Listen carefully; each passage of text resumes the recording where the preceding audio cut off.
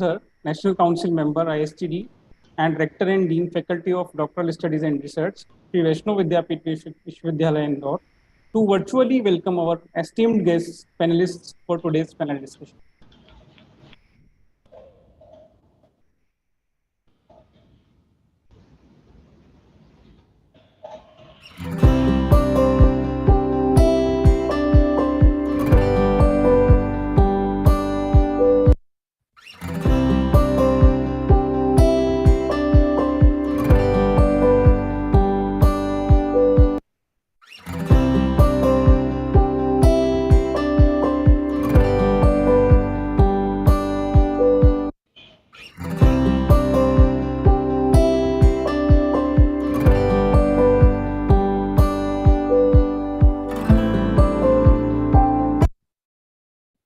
Thank you, ma'am.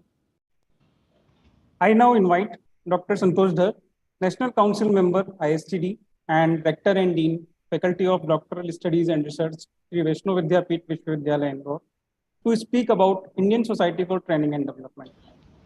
Thank you, Pramansh.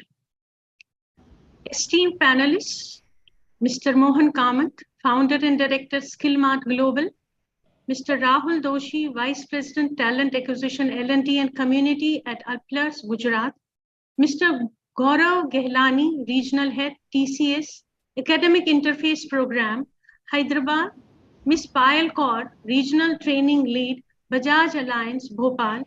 Our guest on the occasion, Mr. Atul Shah, Regional Vice President, Western Region, ISTD, Dr. D.T. Manwani, National Council Member, ISTD Indore Chapter, and Director, Quantile Analytics Private Limited, Dr. Rishu Roy, Chairperson, ISTD Indore Chapter, Dr. T.K. Mandal, Professor, SVSN, and Coordinator, Sri Vaishno Institute of Commerce, Mr. Priman Sharma, Honorary Secretary, ISTD Indore, and all members of ISTD Indore Chapter, a warm welcome to the panel discussion on talent shortage, challenges, and way forward, organized by ISTD Indore Chapter to commemorate Foundation Day of ISTD. Indian Society for Training and Development Indore Chapter was established in 1998 under the leadership of Dr. Upinder Dhar as first chairman and then director of Prestige Institute of Management and Research Indore. Dr. Dhar was later elected as Vice President, Western Region in 2005 and 2006, National Vice President 2007, 2008, and National President 2008, 2009. ISTD Indore Chapter is one of the most active chapters of the country and was conferred Best Small Chapter Award twice. The chapter has been organizing monthly meetings regularly, followed by expert lecture. It has been conducting one MDP almost every month. A quarterly e-newsletter, Darpan, which gives the overview of the activities that have been organized by chapter during that quarter, is released regularly. The chapter celebrates Foundation Day every year on April 10th, besides organizing regional convention every year. The chapter is consistently working on its membership drive. It is also working on associate membership drive. In lieu of the Golden Jubilee year, the chapter organized various activities for underprivileged sections of the society, like computer awareness for students of the weaker section, educating drivers and class 4 employees about importance of saving, financial investments and various investment plans, and also giving awareness about how to avail the government subsidies available.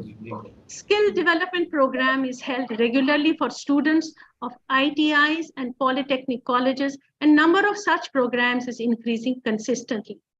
Student development programs on effective confidence building, resume writing, analytics, role of research are held regularly. In view of the consistent efforts by the chapter to contribute towards the goals of Indian Society for Training and Development, it was conferred Best Small Chapter Award second time in 2017, 2018. First, it was given in 2002 and 2003. Today's panel discussion is also in line with what the chapter has been contributed towards the excellence. We are sure that at the end of the session, we are all able to think beyond our horizons. Thank you. Over to Pramansh. Thank you so much, ma'am, for your words of wisdom. Today, we also have with us Sri Atul Shah, Regional Vice President, Western Region ISTD. I have the pleasure to invite Sri Atul Shah, sir, for his address. Sir, please. I start with a quote of Swami Vivekananda. He said it 150 years back. Believe that you are born to do something great. You have the talent to drink the oceans, he said.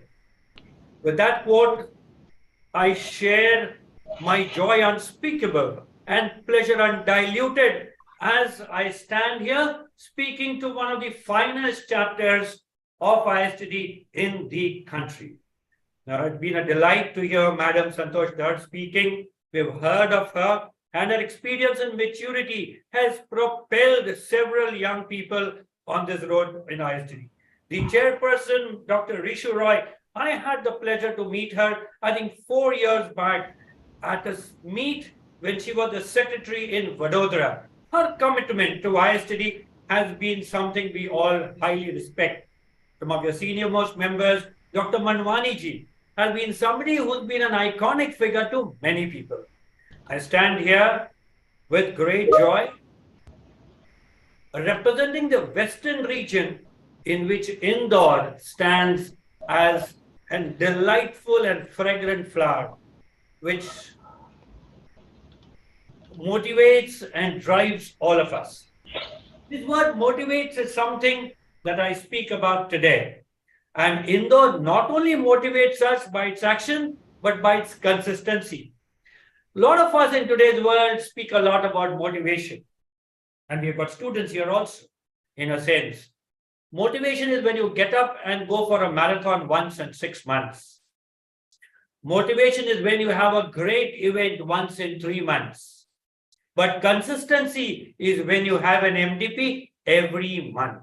Consistency is when you get up every morning, when it's cold, when it's uncomfortable, but you still take your 3 kilometers walk. Consistency beats motivation because consistency makes change. And Indore has proved us year after year, their MDPs consistently have been helping people continually upgrade themselves. I'm very delighted to be here. And on this topic of talent shortage, I don't wish to share because we've got an eminent panelist. But to everybody here, both in the Indore chapter, all the delightful members, to the students, to panelists, I come back to the Swami Vivekananda quote. We are all born to do something great. We all in us have got wonderful talents, God-given talents, which we have to use. Let there never be a time when there is a talent shortage in us. Yes, industry is important, academics important, but dig in to your own self and discover the talent you have. 2 little quotes and instances I remember. Tendulkar and Kambli were 2 great cricketers in their college days. Tendulkar became Tendulkar and Kambli remained just Kambli because Tendulkar had talent and worked hard. And there's a nice little quote, hard work beats talent when talent doesn't work hard. I repeat, hard work beats talent when talent doesn't work hard. To all of us who are immensely talented, you've got to use your talent. And that is hard work. Or else, quote number 2, what you don't use, you will lose. What you don't use, you will lose. You could sing well when you were young. You could play cricket well when you were young. You had great willpower, you had courage, you had strength, you had determination. But if you don't use it, you will lose it. All of us, ladies and gentlemen, the great privilege we have of the talents that have been given, maybe by the Almighty, it's a crime if we don't use it. And there will never be a shortage if you dig into yourself, discover what a wonderful person each one of us are. In school, they taught us to respect our parents, elders, friends, neighbors, but let's also respect ourselves for the talent we have. On this note, I share again the joy of having the Indore chapter as one of our gems in the Indian Society for Training and Development. From the past national president, Mr. Dhar, to Madam Dr. Santosh Dhar, to your president, to Manwani sir, you all have had legends and icons that have shown us the path and have mentored each one of us. Time spent with all of you all is not spent, it's invested.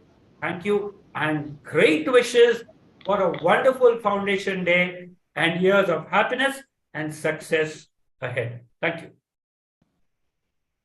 Thank you, sir, for your motivational words and encouraging us. Thank you. Good comparing, Mr. Premanch. You're doing very well. For the panel discussion, we have with us eminent guests as panelists. We have Mr. Mohan Kamath, founder and director, Skillmart Global, Mumbai. Mr. Rahul Doshi, Vice President, Talent Acquisition, L&D and Community, Ahmedabad, Gujarat at Applers.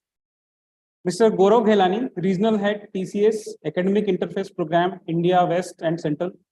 Ms. Payal Kumar Kaur, Regional Training Lead at Bajaj Alliance, Bhopal. Before we begin the panel discussion, I would like to invite Dr. Rishu Roy, Chairperson, ISTD Indore Chapter, to share the brief profile and introduce our esteemed guest panelists with us. Thank you, Premanch sir. I would like to share first profile of our first guest, Mr. Mohan Kamath, founder and director of Skillmart Global, a consultancy firm at Mumbai. He believes in a simple philosophy. Life is either a darling adventure or nothing. Prior to a decade experience in consultancy across 20 plus companies, he has spent 22 years with Ranbaxy Labs, American Express, Dell International, Bharti Airtel, to name a few. He has thus acquired 30 years working pan-India as well as international. He, along with his team, is helping organizations to achieve excellence with a simple approach.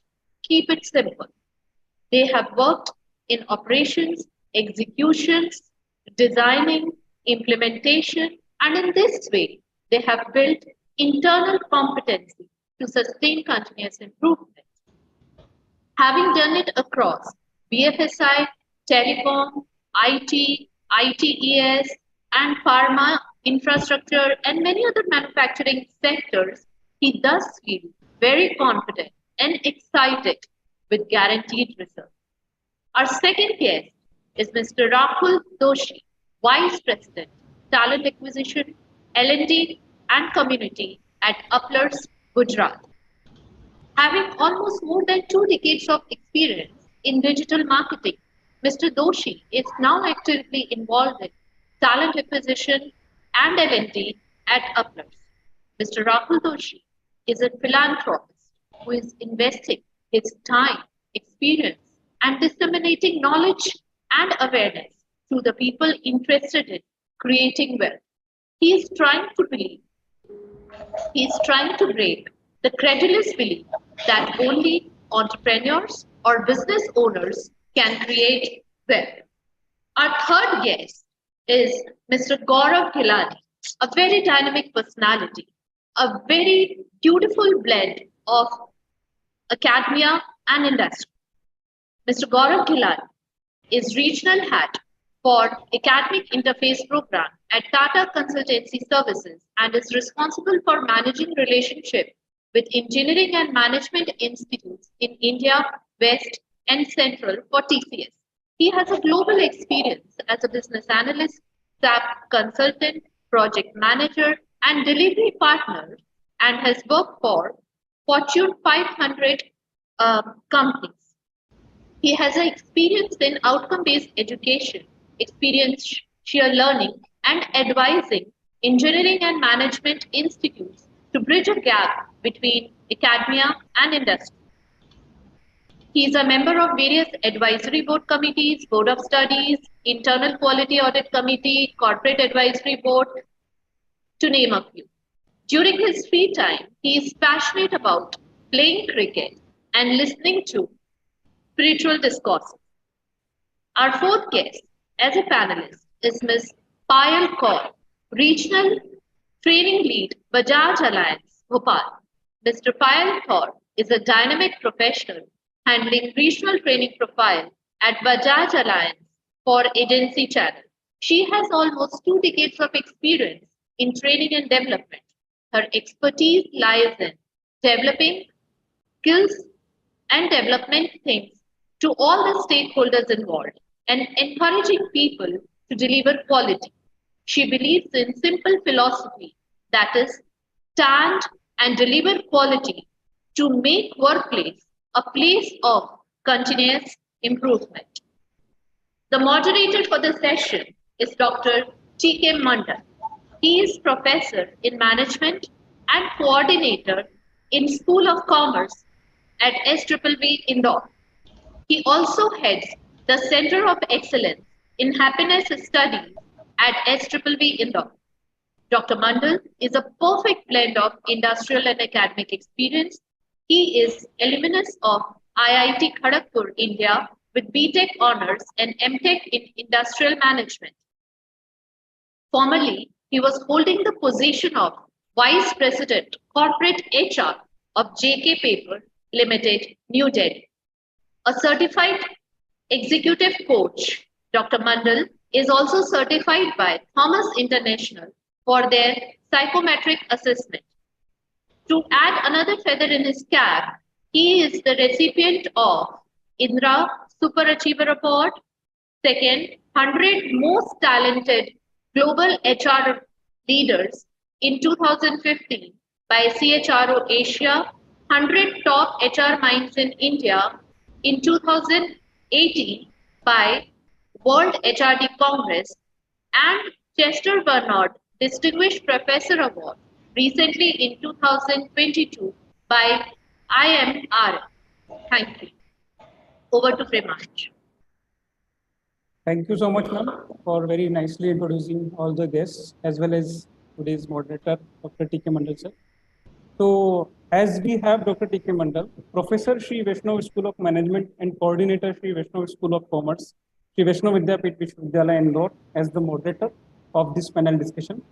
So, I now hand over this session to Dr. T.K. Mandal, sir, for further proceedings. Thanks a lot, Premanch. I wanted to beg excuse right in the beginning because the place where I'm sitting a mobile hotspot. So there may be slight disturbances in terms of the audio quality and definitely the video quality. Please pardon me for that. Honorable Spanish, Gaurav Gilani and Ms. Payal Kaur, our respected rector, Dr. Santosh Dar Madam, Honorable and our respected Dr. Manwani ji, the chairperson of ISTD Indo chapter, Dr. Isu Roy, and Premanch, other colleagues who are attending this particular discussion. I consider this to be an honor among these luminaries, Mr. Mandal, you are not audible. Eminent panelists that we have today evening for a brief discussion on an extremely important and contemporary topic. Although it is contemporary, but I'm saying it contemporary, but it has, yeah, that's what I was telling Mr. Kamath. You know, I'm actually on mobile hotspot. There will be some quality issues on in the video front. So what is it okay now? Can you hear me? Yeah. It's just Can you hear me now? but yeah. Go ahead. Am I audible now? Yes, sir, you are. That's what, I think you'll have to bear with it for some time until, we get a full Wi-Fi connection here. So continuing with it, as I was saying, although I call this topic as contemporary, but those who are in HR and those who are senior enough in the industry would be knowing that this is a never-ending kind of a issue, shortage of talent. I have quite a few questions in my mind And I would like to ask this to the panelists. Some of them are curated. But before that, what I thought is to manage the time more effectively, I will invite each of the panelists, starting with Mr. Kamath and followed by Rahul Doshi, Gaurav, and finally Ms. Payal Kaur, to speak on the topic for about 10 minutes, give their perspectives and enlighten us. And after all the panelists finish their side of the story, we will take a few questions, starting with some questions from me, and then followed by some questions from the audience if time permits. So may I now take the pleasure in inviting Mohan Kamath, please, to talk on the topic. Sure. Thank you, Mr. Mandal. Am I audible? Yeah, absolutely. Okay, great. This is a very interesting topic because this topic has been around for quite some time. And I guess much more because of the drastic changes which are brought in more because of technological reasons than anything else. Because and some of these are driven by technology, but the issues are not just related to technology. They span across people, process, across everything. So, like we hear of shortages when people talk, they are quite scary numbers. People talk of, like there was a McKinsey study which said 375 million workers globally will be, hitting into change of occupation. Then, there is a huge mismatch, or even for the existing set of people who are there in the organization. So, which is primarily driven out of technology change, as well as interestingly, there are other factors which some organizations observed. It could be things like the processes itself are getting changed in the way they work, right? Like recently, I was seeing a process with an organization where earlier they had about close to about 80-90 people doing customer support, and it's a data-driven organization. They shifted to a bot solution, which kind of almost re-engineered or repositioned almost 80-90% of the people, right? So it was technology enabled. So what does it mean to people? What does it mean to existing resources? What does it mean to new generation which is joining the industry? I mean, what do they need to be prepared for? So my view here is that, it's not about getting prepared or be worried about technology. It's about as individuals, as existing managers, or even as new joinees. There are certain things which are mindset related, certain things which are skill related. We need to be prepared for both. And to be very honest, with in consulting, when we meet a lot of organizations, I can tell you a wonderful secret. Most of the times, even the organization does not know what skills are missing, right?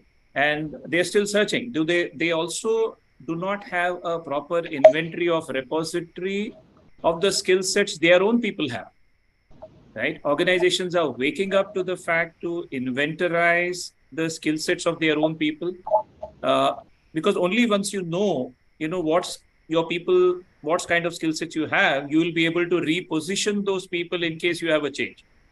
I have yet to see an organization in the last 5 years, which has a proper skill inventory. When I say skill, we are talking of both, all kind of competencies as well as cognitive skills. There is none.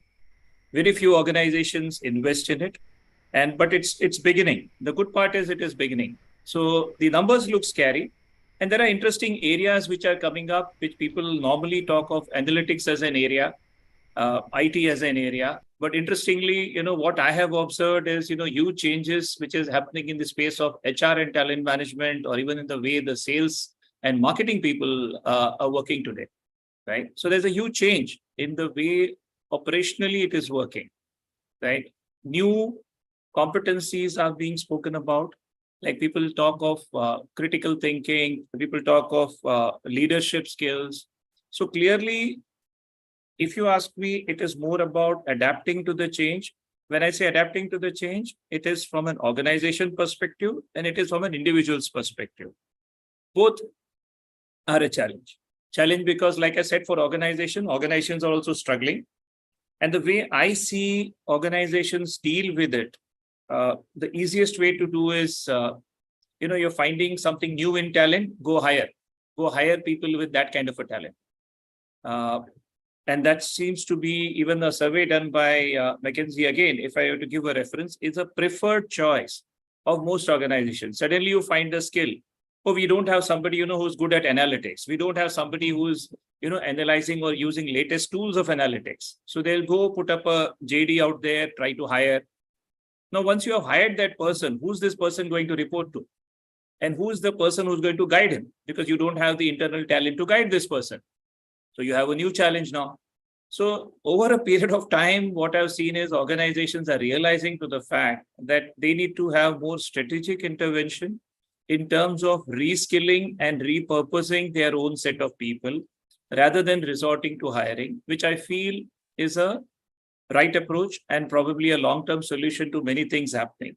Yeah, but you will see turmoil because of this, which is what is resulting in all this talent shortage, talent pop-up.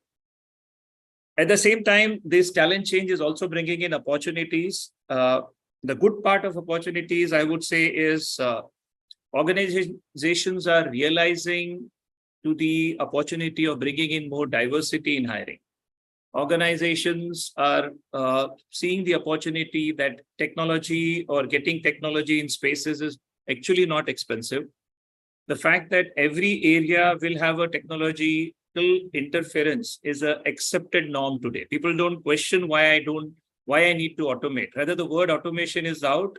It's more of digitalization or very different way it is spoken about.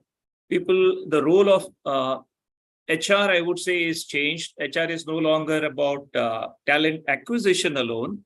It is growing into something like I would say building a culture or building agility of an organization.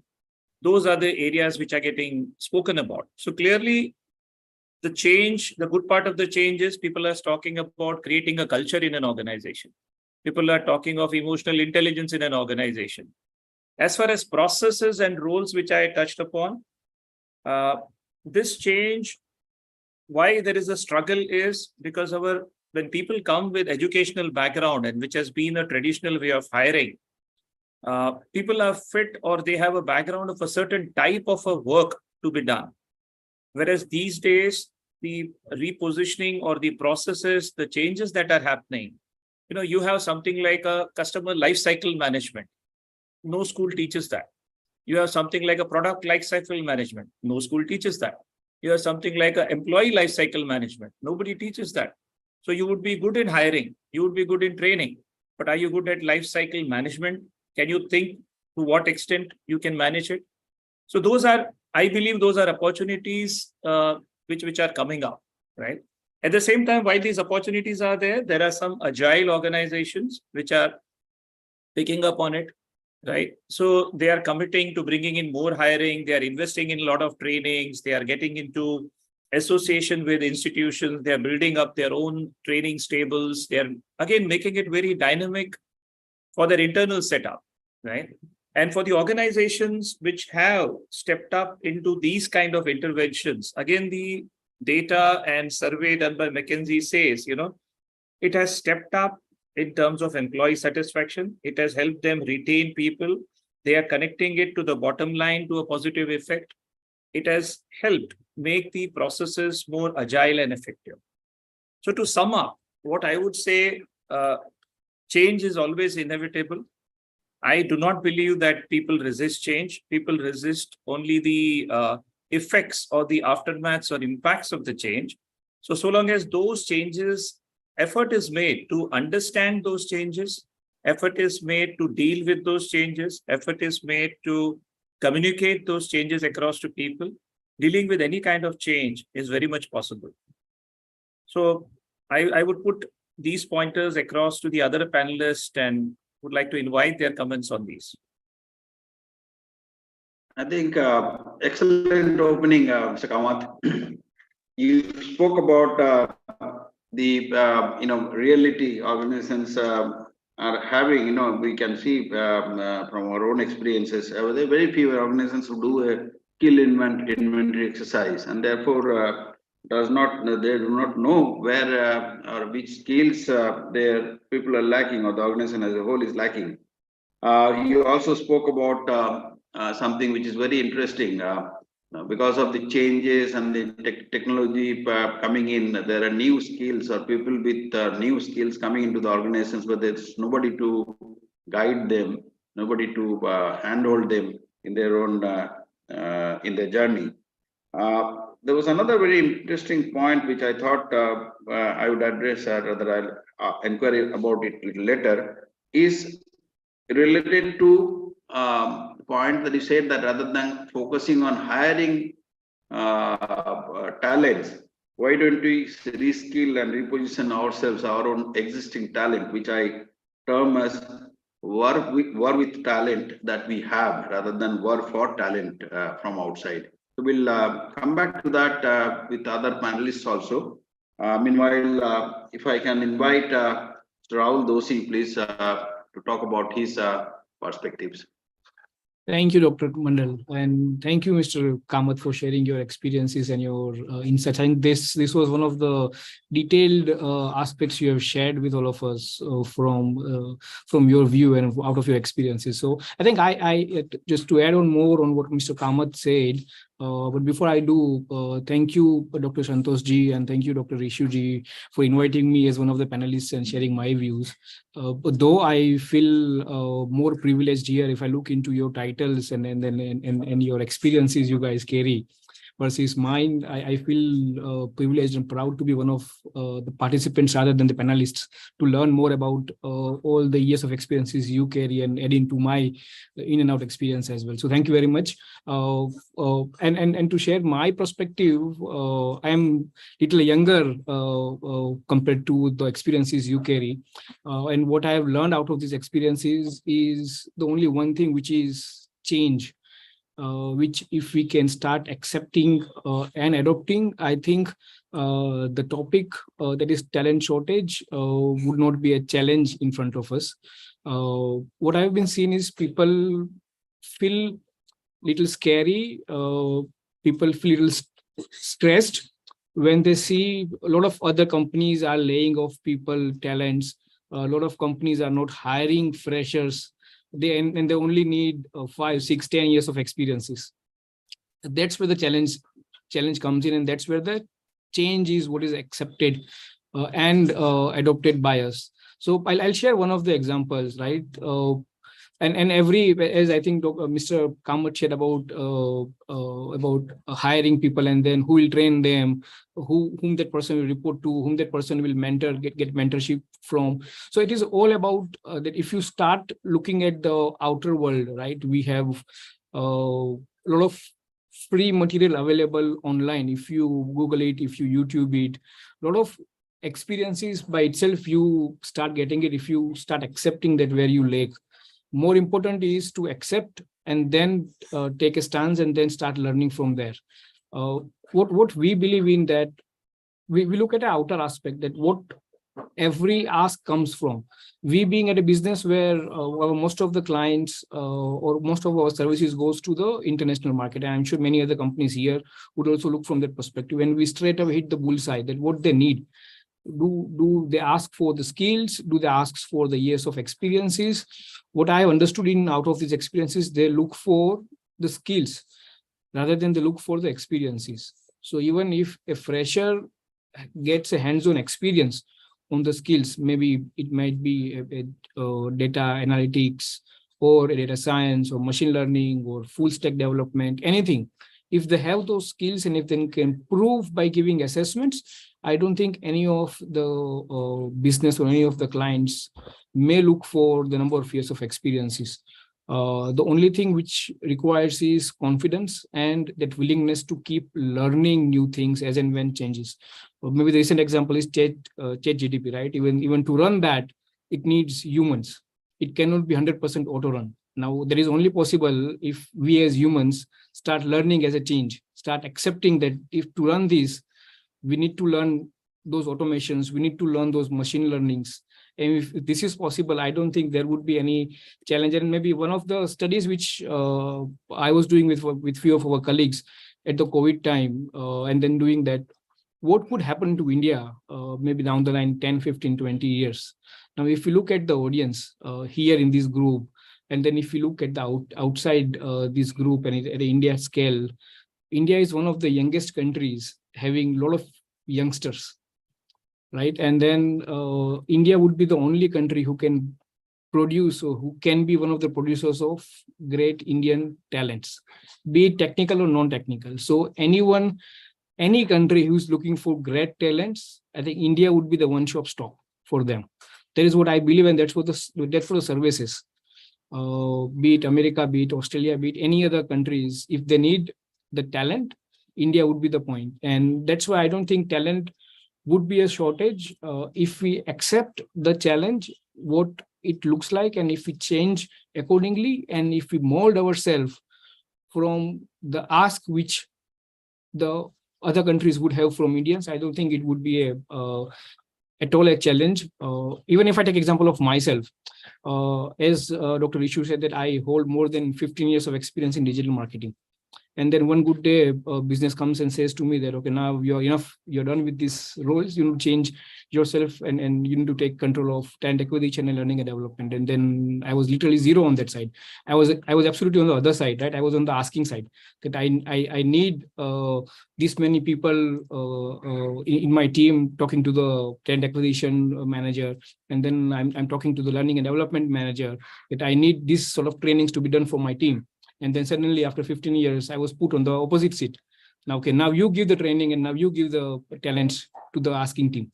So if I could have not accepted this as a challenge, I don't think I would be at this place and talking to all of us. So I think the only thing which I accepted is the challenge and then the change within myself.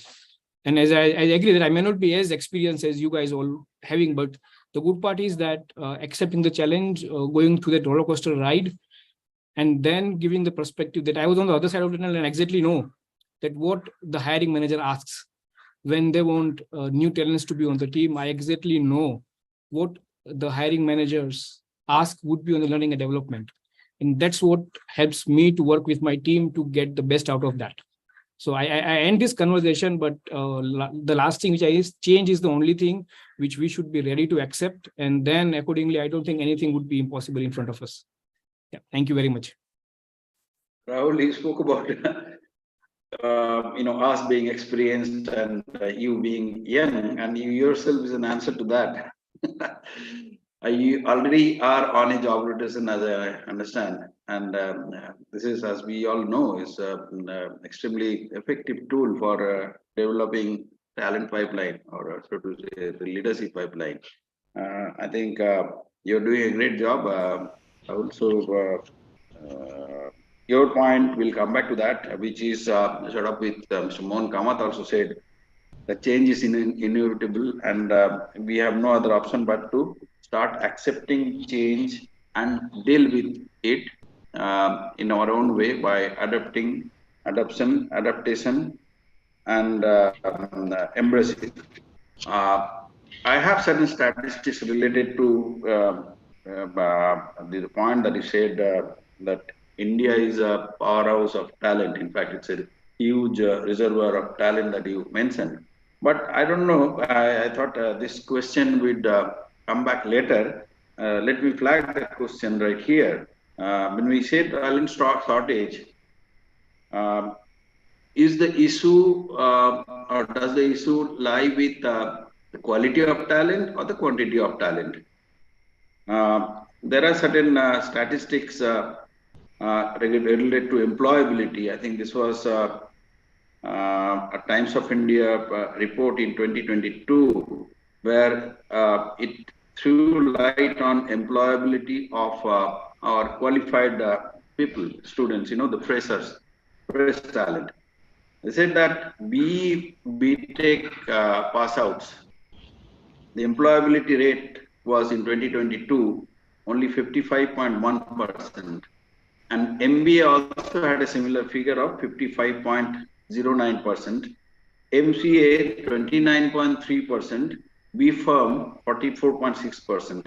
I picked up only these four qualifications in terms of employability. I'm talking about fresh talent. Similarly, there was another report in 2021 which said that we had in 20 to 34 years age group in India about 23.4 lakh qualified MBAs. Now apply that employability percent and find out how many of them would be unemployed or underemployed. And we know there are so many reports which come out in the press, MBAs, MTechs, and so on and so forth, applying for police constable job or driver's job and so on and so forth. Similarly, there are 15 lakh engineering graduates pass out every year. There's another interesting study by Aspiring Minds. I think most of us would have heard about this particular talent assessment company, who say this is in respect of IT. Okay, ability of IT engineering graduates.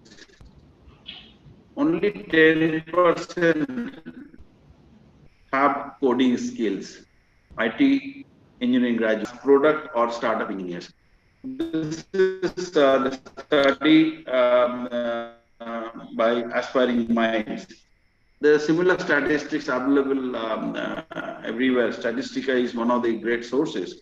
So, if we say India is a ocean of talents, I do not know where we actually stand. We'll come back to this particular point later on as a matter of discussion, if time permits. Meanwhile, Mr. Gaurav Gilani, I think we all are very eager to hear you on your side of the story, please.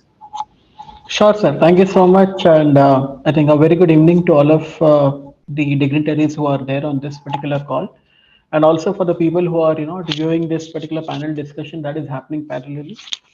I think first of all, it's a great honor to not be on the same platform where we have very experienced people like Mohan Kamath sir and even TK Mandal sir. I think you come with a lot of experience, and so it's a great privilege and honor for me as well. So thank you, Shri Vaishnav Group, for giving this particular opportunity. In fact, as Mr. Doshi mentioned, again, our experience would not be as significant as what Kamath sir and the other dignitaries would be coming across. But though I think, considering that I have a blend of working on the business side for almost 10 to 12 years, and then getting into the HR space where I had the academic interface. So I would like to share certain observations that I've been seeing recently, to be more precise, and mainly in terms of I would go with challenges and how those challenges can be converted to opportunities. So challenges that most of the industries are facing right now is getting the industry ready candidates. And when I say the industry ready candidates, it mainly talks about, as Kamath sir and Doshi sir also focused on skill development. So we don't go with knowledge, we don't go with the score that they have in terms of CGPA in their academic curriculum, but more importantly, industry would be focusing on the skills which they actually try to develop over their engineering curriculum, and those are the skills which they try to get it and implement in the organization. So that is, I think, one of the areas where we are finding a significant gap in terms of what industry is expecting and what the outcome is getting generated, say especially from the engineering colleges or even degree colleges for that particular matter. So though this is a challenge, but I believe it's a great opportunity for all of us here, because definitely from the academia side, I think having more industry academia collaboration will certainly help you to understand the industry expectations, and accordingly try to have your curriculum which is more industry ready curriculum, and try to focus more on skills. Definitely knowledge would be the starting point, but let that knowledge be not at the knowledge level. It may be more of implementation of that knowledge, and that is where the skills comes into picture. I have a beautiful quote which I totally adhere to, and I follow it in my life, which says that you tell me, I'll forget. You show me, I might remember. You involve me, I'll understand. So that is something which the engineering students or might be other students of this particular generation are looking for. They just don't want to get into knowledge. They want to see that how this knowledge can be implemented. So I'm sure with the help of the industry academia collaboration, I think more inputs can be gathered from the industry, or might be in the form of the student development program, in form of faculty development program, by having a lot of people from the industry on the board of studies, on the advisory boards, that will certainly help in terms of bridging that particular gap. And we'll be, I think, definitely ready with having industry ready candidates, and that will help the institute. That is point number one. Point number two, when I'm talking about an extension of skills. So though in the first point I was mainly focusing on the technical skills, but the second point is, which is also very important from the organization point of view, as Mr. Doshi sir also pointed out, uh, the soft skills part. Okay, because the soft skill is not only the communication, but the entire, the, I would say, the bouquet of the soft skills which is required. Because the students who comes out from the engineering graduates, engineering discipline, or might be other discipline, they would be working with the customers at the international level. And that is where the soft skills plays a very crucial role, where their attitude matters a lot.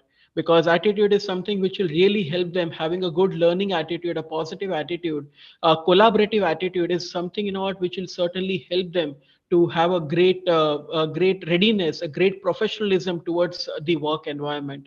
So that is something which is a big challenge at the industry level right now, in terms of getting the right attitude from the students. And that is where I think, more focus can be given from the academia side. So it becomes a great opportunity for the academia also to, focus on attitude building, on building a learning culture. Okay, rather than just giving knowledge and receiving knowledge, there should be more learning culture in terms of how this learn, what is the learning behind this particular knowledge. I think that is something which will certainly help. Because one more observation that we, not all of us would be having at this point of time, is people go for package rather than learning. Even if some organization paying, at 50,000 more, they won't even bother whether they are going to get learning out of that particular thing. But more focus is on the package, while it should be the other way around. Because learning at initial levels, learning at the initial days, will certainly help to have a great future ahead. So that is something, the learning culture, if can be developed, I think it will help. Lot of focus on the team skills, because though we are in the competitive world, but that does not compromise the collaboration part of it. So how can we work together, how can we have a bigger picture towards a particular objective? So that those team skills and proactive behavior is what, even the customers are looking for. Because customers do not just want to deal with the IT vendors in just fulfilling their requirements. They want them to help them in their journey, in their business journey. So for that, the proactive behavior, the way of thinking out of the box, having that creative mindset is what, what even all organizations are looking for. And that is certainly, what a skill, which a soft skill, which needs to be developed. And just last might be not one or two points from my side. In the organizations now, there's a strategy which is very well known, which is called the shift left strategy, where might be the work which can be done by a 10-year old experienced person, can that be done by a 5-year old? And what is done by a something a 5-year old can be done by a 2-year old, and whatever the manual task which a person is doing, can that be automated? So that is a shift left strategy which has been followed across everywhere. I'm sure the shift left strategy in the industry academia will certainly help. Whatever the time that industry is taking in grooming the fresher, once the fresher joins the organization, can that be shift left and done at the institute level, so that the outcome that we get, it's an industry ready outcome. And that is where right from day one, the student becomes billable to the customer and the journey starts, rather than having a long term training period, or the bench period, or whatever, the terminologies that have been used by the multiple organizations. So I think this is where a lot of focus if given. I'm sure it will certainly help all of us to have a great talent pool, and leveraging that talent pool to pull for the greater development. So with that, I would hand it over to you, sir. Thank you so much for this opportunity.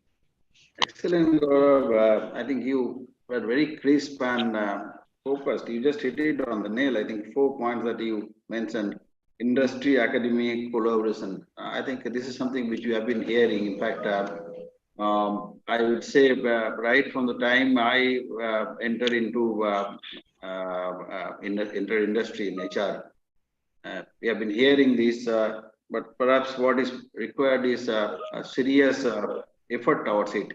It's going on, but then I think the effort has to be much more serious and meaningful, so that it really yields results. Number one. Number two, the other thing which I really liked, I'm sure all other panelists and experts also sitting here would agree, is the building of right attitude among students. It's very easy to say on the sitting on the other side of the career, towards the back end of the career that, I mean, you have our kind of attitude and so on and so forth. We need to get down to the level of the students and then understand their side of the, mindset and inculcate in them the right kind of attitude, which you say, I put it under quote, the right attitudes, which you mentioned as part of the soft skills. And then finally, the learning culture, the extremely important. In fact, this is, I would say, a sort of bimari, which has come in. Students first look at the compensation rather than the opportunity that they get to learn in the beginning of their career. We, at least as being a teacher, we keep saying and keep advising students that don't do it. This is something which you would repent later on, repent about later on. So great, Gaurav. I think you've put things in real perspective. And then finally, we have Payal from Bajaj Alliance perspective. If you can enlighten us on the topic. Thank you so much, sir. So good evening to all of you once again, and really privileged to be on this meeting. I would like to thank everybody, Dr. Mandal, and specifically Dr. Rishu Roy. She did connected with me, and then she was like that this is something which is where not only what you want to put it across, probably you will be able to learn also that what others are have a perspective according for this area. So that's a very right thought. And I would like to echo with Mr. Gaurav Galani, what he spoke. He was actually putting across the things in a very proper manner. Plus, Kamath sir, I feel that he is a very experienced person and he has also put across the things in a way. But I have a different opinion that do we really have a shortage of talent? I don't think so. We do have good amount of talent existing in the market. Just that, is it getting up curve and is it getting on the right path? That's more important to be looked upon. Now, as all of them, Mr. Doshi said, Kamath sir said, or even Gaurav has said, that are we really putting across and strategizing the things in a proper manner? That it has to be aligned with the work. The child who is studying in his forte, is he been given that interpersonal skills, or is he given that internships kind of thing, or that kind of mindset? Every organization is just hiring people. It is just monetarily which the people have been hired, and probably what you have learned is not even required in that organization, or whatever your studies are. Probably that you're not even using, you're doing something different, or you're doing some different kind of work in that organization. So for getting a better talent, I don't think so there is less shortage of talent, but are we looking in the proper channel? As Gaurav was saying, that why don't we have that inclined into the academics itself, that whatever they are learning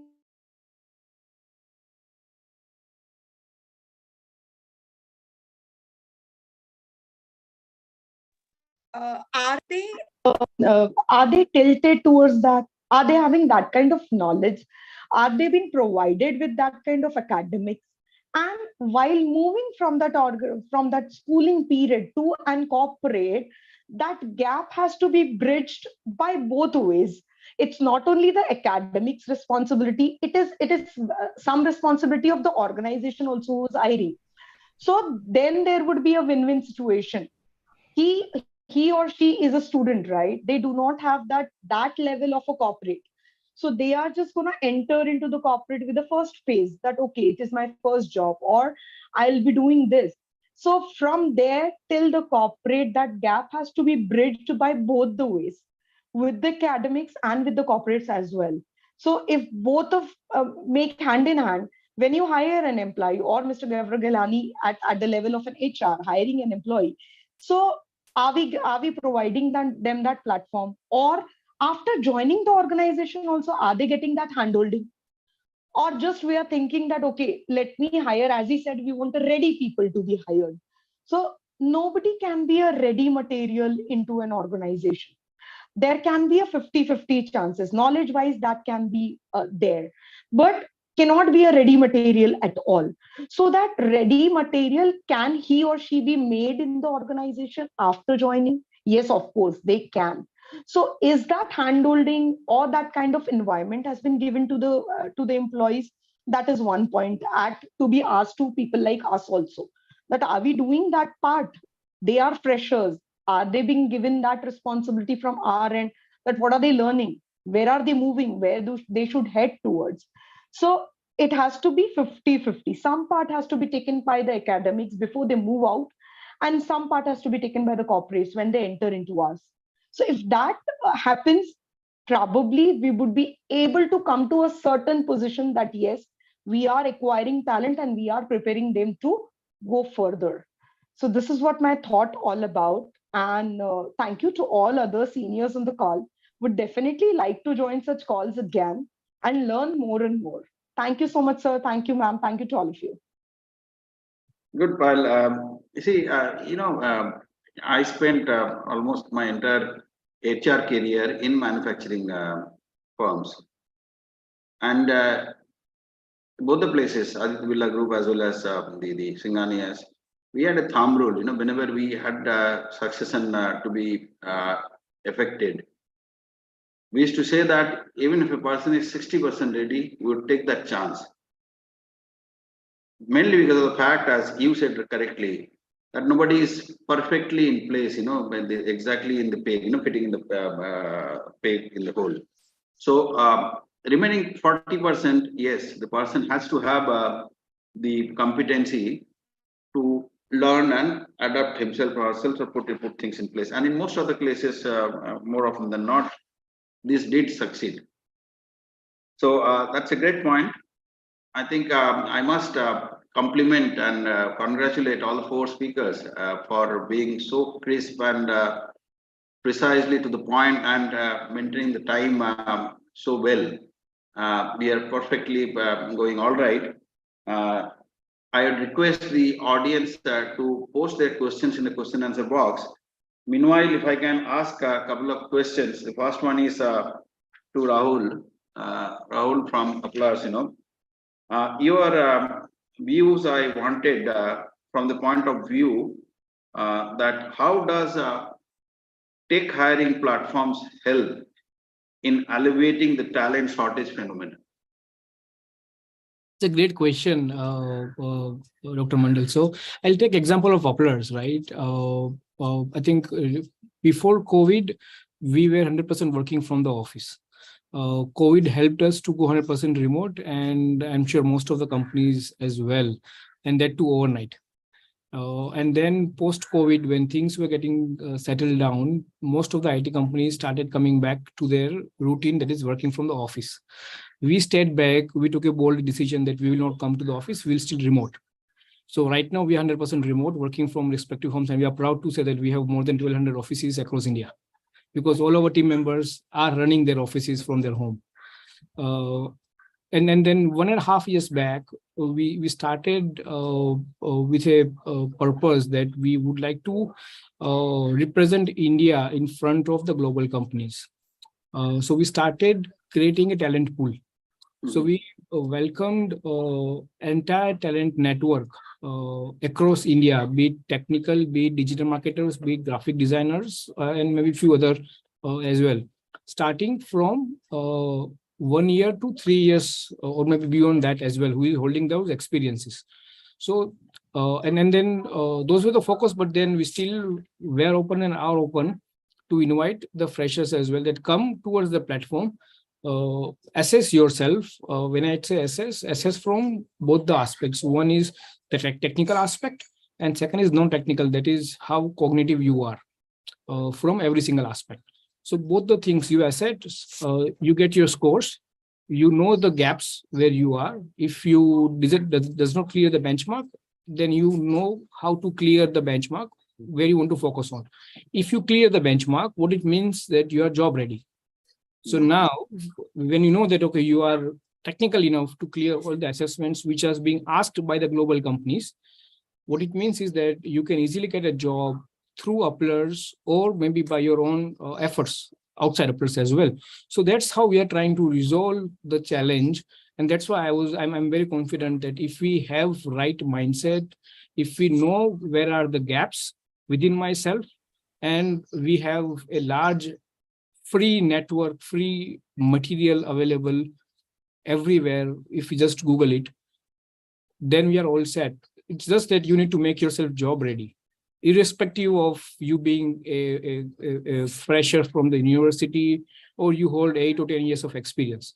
If you don't know that where are your gaps, and if you don't know are you a job ready or not, then I don't think and then definitely the statement which we're discussing right now, that it would be a talent shortage. Yes, it will be talent shortage, but if you know where is the gap, and if you keep filling up the gap, I don't think talent would be a shortage. And specifically where we are living in the country, which I'm proud of, is India. I don't think talent would be any good day would be a challenge. Well, Mr. Kamath and Pal, maybe to some extent, this question, if you can address. You see, I'll come back to the point of which I mentioned, work with talent that we already have, rather than looking outside for talent and then getting people on board. The issue is, how do we live with talent that we already have? What I'm trying to say is, what are the things precisely that we can do to upskill the people that we have so that they make up for the shortages to a large extent?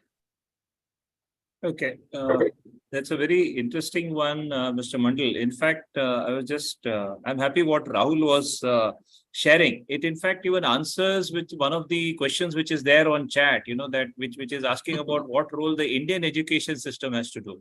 I think Rahul almost answered that. Don't expect the system to do unto you, but you see what you have to do unto yourself. So there is a plethora of stuff in today's world where it is available. Knowledge is accessible. The issue of accessibility of information and knowledge is no longer there. So you need to have a plan. You need to have a goal. You need to figure out what you need to go for and just go after the knowledge and get it. And that's the only way to stick to an employability.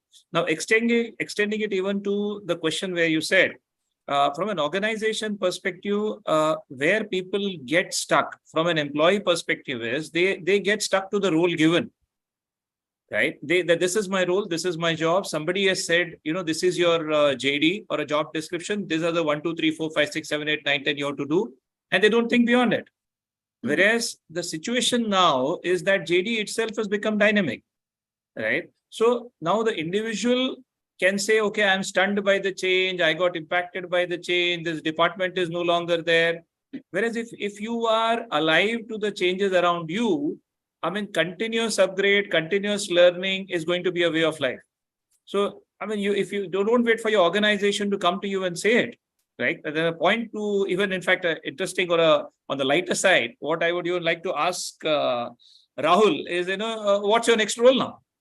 You did on the other side, you went into hiring. So what's the next plan? So you already have tasted, flavored, and done it, right? So I'm sure he's already on the next plan of it. So it has to be a dynamic one. And people have it's no longer that I wait for education to come to me. It's like I got to seek education. I got to seek information. And if you wait for the education system to change, my God, I think maybe your grandchildren will hit someplace. The entire education system from where it has been, trust me, we like research says the brain has got two parts, the left side and the right side, right? Our entire education system in India works on the left side of it, which is purely cognitive. You talk of science, you talk of maths, you talk of anything which is, we are talking of intellect. Now, Gaurav spoke about skills that he's looking for, things like creativity, attitude, learning skill. They are not there on the left side of the brain. How are you going to get it? You can't get it. None of your education system teaches it. You don't have. How much time are we investing in sports? Is it compulsory? How much time are we interested in artistic pursuits? How much in music? Now, if a talent or an investment in the education system is done to develop the right side of the brain, yes, you will have attitude, creativity, learning for change, adaptability built. Because if I don't learn, if I'm not into sports, I will not learn to fail. I will always try to be in the race that, if I have to be first, and to beat first means what? I got to beat somebody else, right? So I'm trying to only hone competitive skills rather than learning skills. So today, I think the time is shifting where people are talking of collaboration. Now, what is collaboration? Collaboration means I win as well as the guy next to me wins. Now, tell me how many of us learned it till date in the 40 or whatever years of career span that we had? We always learned that if I have to win, means somebody else has to fail, no? Otherwise, how do I win? I mean, look at IIT JEE. I mean, 11,000 seats and 11 lakh aspirants. Means if 11,000 have to win, there have to be 10 lakh people else who have to not qualify. So that mindset that you grow with is competitiveness. Whereas the mindset that we need to grow with is collaboration, which is not taught anywhere.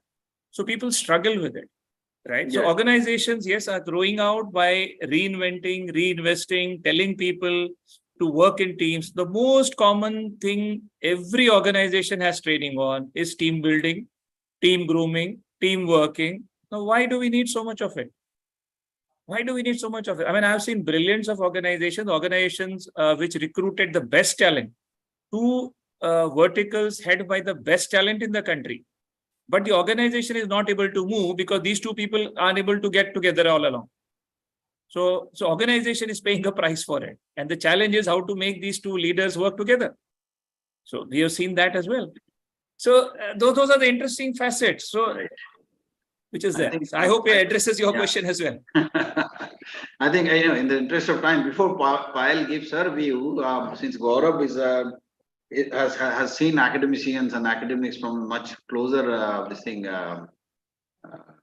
in much more proximity. Gaurav, if you have any take on this particular question. Yes, Gaurav has to leave because of some other commitments. Okay, fine. Yeah. Gaurav, thank you very much for being with us. Payal, Thank you so much. Yeah. He's there. He's there. Gaurav, Sir, Mr. Kamath has really explained this well. And I do echo with Rahul Doshi also that, yes, when I said that we need to bridge the gap, but as he said, that nobody is going to take the responsibility for us to get developed. Little bit, I would say, yes, of course, I have to stand for myself and I have to get my upskilling done. Where all I can put across myself that what best I can do for myself. If I am into one channel, can I really look forward for other channels also? And can I get the exposure to learn what they are doing? What is the technical aspect or what is the exact working environment of them? Wherein if tomorrow, like Mr. Doshi worked for 15 years and then he moved to some other vertical, which he was never thinking of, but he grabbed it. So probably everybody may not have this opportunity or even a strength also to do this. Doing something for 10 long years and then one final day somebody says me to do that. But in that part, yes, for upskilling myself, if I talk about an individual person, it is your responsibility also to get yourself upskilled. Maybe in some part, yes, some responsibility. Likewise, in our channels or in our verticals, in our organization, we are getting this privilege that they are asking us that you learn and you tell us that we have learned this. We will not ask you to learn this or to get skilled for this particular thing. You do it and then you tell us that I got this special certification or I can do this program or I can tell these things to two more people, wherein this can be helpful to the people to do their businesses or do something better. So that responsibility somewhere down the line definitely falls upon an individual to get himself herself skilled, because there is no other way. Nobody is going to wait for me. If you are there, you are there. Otherwise it's okay, we can hire somebody else. So that's the point of view in today's world. So yes, some part, again, I will be on that yes, some part depends on, maybe major of the part depends on the individual, but there has to be some push given by the corporates also. This is what my thought, putting into learning development. So we really have put this across for ourselves also, that yes, we need to be get skilled to skill others. So that 30% part should be given to us. 70% is definitely our responsibility. Great. I think with that note, we need to come and close this very lively discussion. I think all the panelists are also charged up, but unfortunately we need to close. There has to be an end, and I'm sure we'll all the persons who are present here have enjoyed the discussion, and I at least wish that this continued for some more time, and will definitely look forward to similar kind of sessions in future, and with eminent panelists that we had today, Mohan Kamatji, Rahul, Gaurav, Payal. It has been a pleasure. I don't want to do a formal sum up. All that I want to say is that finally it remains that there's a talent shortage, but then the overall mood that came out is we all are optimistic. It is not something which is a hugely impossible task to really face this challenge. There are a number of ways which perhaps cannot be summarized or even discussed right now, but then yes, the experts are of the view that this is not a huge problem. All that we need to do is we need to look inside as well as outward in a more systematic way and a focused way, and face the challenge. Thank you very much, and it's been a pleasure to be with you. From my side, I really thank the organizers and the panelists. Thank you very much. Thank you so much. Thank you to all of you. Thank you. Thank you, sir. Now, I would like to invite Dr. D.T. Manwani, sir, National Council Member, ISTD Indore Chapter, and Director, Quantile Analytics Private Limited, to propose words of thanks. Good evening, all. Thank you is such a word that cannot be seen or touched. It must be felt by heart. I feel honored and privileged to get the opportunity to propose a vote of thanks on this special occasion.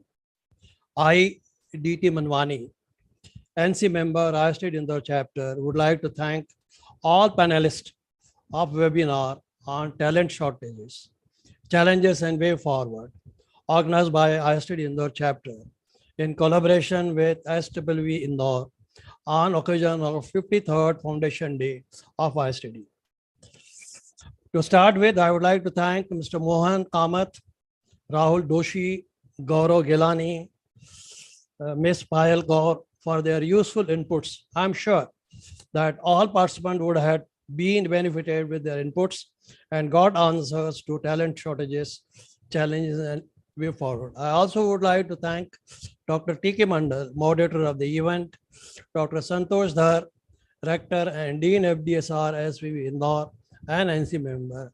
I also would like to thank our dear Regional Vice President, very dynamic person. I'm sure that with his presence, we all got benefited and will continue to get benefited in future. Thank you very much. And I also would like to thank Office Bearers of ISTD Indore Chapter, Dr. Rishi Roy, Dr. Mandeep Gill, Dr. Primansh Sharma, Dr. Anu Kande, Dr. Manisha Singhal. I also like to thank SWV to organize such a wonderful event. Finally, I would like to thank all the participants for joining us and giving their valuable time. I thank you all. Thank you. Thank you, sir. With this, we have reached to the end of this session. I once again thank you all for joining, and a very happy evening ahead. Thank you. Thank you. Thanks a lot. Thank you. Thank you, sir.